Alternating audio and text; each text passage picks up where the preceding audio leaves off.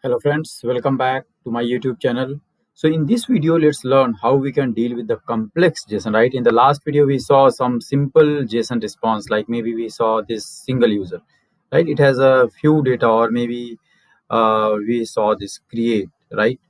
But this time, suppose we have this list of users. So we have this response. If you see this JSON, it's a little bit complex, like it has page, total pages, and then we have some details in the data. So it's type of array also. So let's see how we can do this now. So for this, let's see what is the resource is API users, right? Okay, API users. So just give me a second. So let's go here. Let's do it first here. So if you see API users, and if you send this request, it's a get call. So we can see this response. So you may want to validate something here. So just go to the Eclipse, and this is our base URL, and this is our resource URL. And then if you have a query parameter, just add it, query parameter.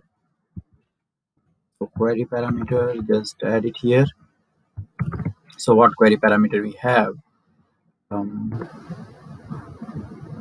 Parameters page 2. So this is our parameter page 2. So just say page and 2. Okay, so we want to retrieve all the users from this URL. Okay, so now okay, we are saying given dot log all, query parameter is this, get is this, then assert that status code is 200 and this. So we are retrieving this as a string in the response string. Now if you want to validate something, we have to pass it in the JSON path. JSON path JS is equal to new JSON path, and inside the JSON path we have to pass this response so that it can convert this into the JSON format. Now suppose if you want to retrieve, so in this response, if you want to retrieve something, say like page or per page, you can do it easily. You can just say like, okay, JS dot get string, and inside here you can say page. Okay, so let's say we can say so system.out.println, so we can print it. Let's see how this is working now. That's it. So let's run it.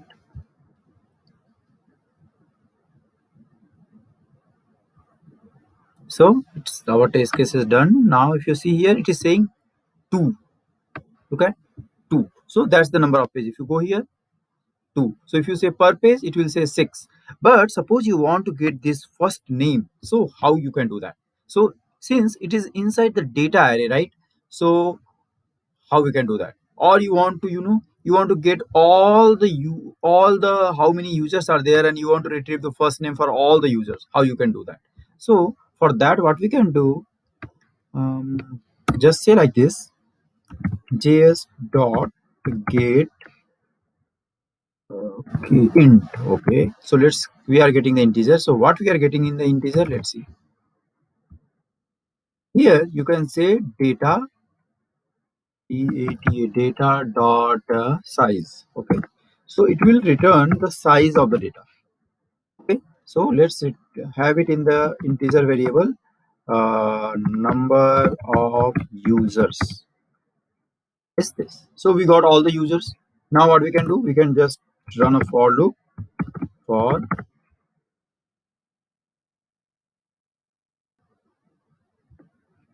integer I is equal to 0, I is less than number of users,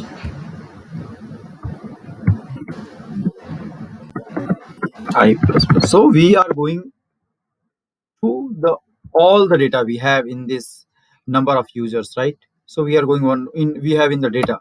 Now suppose what you want to do, you want to retrieve all the first name. How you can do that? So for that, it's very easy. You can say like, okay, js dot get string, and this string you have to pass data data in the array dot.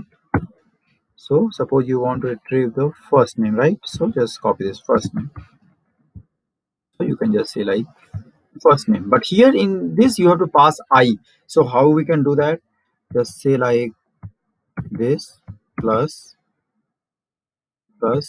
this, and here you can say I. So it will take all the data one by one, right? And here you can say string first name is this. So we got the first name. Now you can say system.out.println, and we can display all the first name one by one. So it will go through all the data. Like what it will do, it will first count how many data we have, how many users we have here in this data array, and then it will do a for loop one by one. So first it will take this first name, last name, like that. Sorry, first name for every users. So let's run it and see.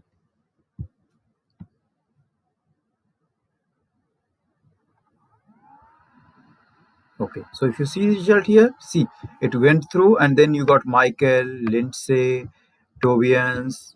So it retrieved all the value. So this is how you can deal with the complex JSON, friends.